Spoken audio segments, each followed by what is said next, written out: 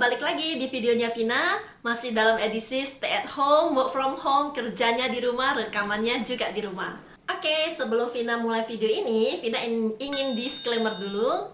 Karena video hari ini adalah video edukasi, jadi mungkin di dalam video ini nanti Vina akan menyebutkan beberapa nama brand perusahaan asuransi di Indonesia. Tidak ada maksud apa-apa, hanya murni sebagai edukasi. So, Vina udah pernah sharingkan di IGTV dan juga di YouTube mengenai jenis-jenis dari asuransi lain selain unit link, yaitu asuransi tradisional.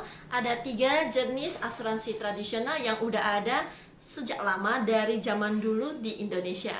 Nah, setelah teman-teman sudah tahu ternyata ada beragam jenis asuransi yang ada di Indonesia, mulai dari asuransi tradisional dengan beberapa jenisnya dan juga asuransi unit link. Sekarang Vina ingin sharingkan bagaimana penerapannya ke polis-polis yang akan kita miliki. Pada umumnya masyarakat zaman dulu kenal itu adalah asuransi tradisional. Nah, seperti yang udah Vina jelasin di video sebelumnya, asuransi tradisional itu kan ada dibagi menjadi 3. Yang pertama itu adalah yang term life. Jenis term life itu preminya sangat murah sekali. Kenapa? Karena yang kita bayarkan hanya yang namanya biaya asuransi. Jadi nggak ada embel-embel yang namanya investasi, tabungan, itu nggak ada embel-embel itu. Pokoknya kita bayar, kita diproteksi. Nggak bayar, kita nggak diproteksi. Jadi sesimpel itu. Asuransi diri sendiri itu yang kita paling sering temukan itu ada seperti BPJS. Nah, BPJS itu adalah salah satu jenis asuransi kesehatan berbasis term life. Nah, saya rekomendasi kalau teman-teman kerjanya di luar negeri, di Jepang misalnya, nah teman-teman bisa beli asuransi jenis term life di negara tersebut. Yang kedua itu adalah jenis asuransi tradisional, yaitu dwiguna. Nah, asuransi dwiguna ini sangat sering diambil oleh orang-orang untuk sebagai dana tabungan pensiunnya atau untuk pendidikan anaknya. Dan Vina sendiri di lapangan sering sekali bertemu dengan nasabah-nasabah yang punya produk jenis ini yang sudah diambil berpuluh-puluh tahun yang lalu. Mereka simpan 20 tahun yang lalu, 30 tahun lalu, dan hari ini mereka merasakan sendiri apa manfaat dari polis tersebut. Karena polis jenis dwiguna itu memberikan tahapan yang pasti.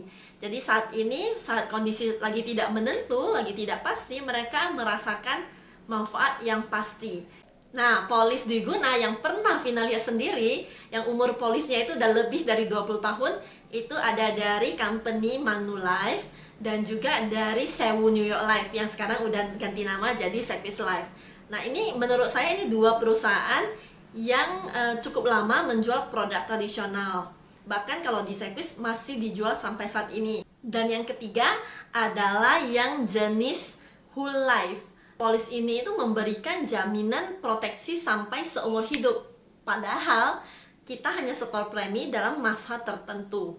Dan di dalam polisnya itu ada yang namanya nilai tunai yang pasti. Jadi polis ini sangat saya rekomendasi untuk orang-orang yang ingin memiliki proteksi jiwa dan sekarang usianya masih sangat muda. Nah, karena kalau kita orang-orang yang masih muda, artinya kita punya jangka lifespan kita itu masih panjang. Walaupun memang tidak ada yang tahu tentang usia, tidak ada kepastian soal usia, apakah kita bisa panjang umur atau tidak. Nah, jadi produk whole life ini sangat membantu sekali karena kita hanya membayar premi itu di masa tertentu. Dan jika kita nggak klaim, kita juga bisa ambil kembali uang yang sudah kita setorkan. Sekarang masih ada dijual nggak produk tradisional? Jawabannya yes, masih ada. Masih ada beberapa perusahaan asuransi yang tetap mengembangkan produknya. Salah satunya di Sequis. Sequis masih konsisten dari dulu dan sampai sekarang masih terus mengembangkan produk tradisionalnya. Dan itu juga adalah salah satu produk unggulan di Sequis Life. For info, Vina punya beberapa nasabah dan juga teman yang stay di Singapura. Dan di Singapura sendiri mereka memang kalau untuk beli namanya asuransi jiwa, biasanya itu mereka mencari produk whole life ataupun term life dibanding produk unit link. Setelah kita tahu bahwasanya asuransi yang orang ketahui awalnya itu adalah asuransi jenis tradisional, gimana bisa sampai lahir yang namanya asuransi jenis unit link. Jadi awalnya itu asuransi jenis unit link itu masuk ke Indonesia di tahun sekitar